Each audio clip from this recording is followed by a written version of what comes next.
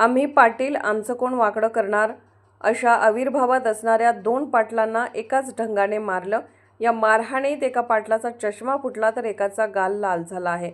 मारहाणीची बातमी संपूर्ण गावात वाऱ्यासारखी पसरली असता आपसूक प्रत्येकाच्या ओठावर एकच वाक्य आलं, मारलं ते बरं केलं।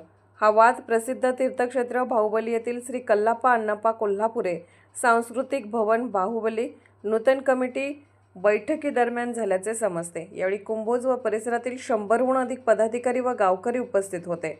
प्रतिनिधी सागर जमने, कुंभोज।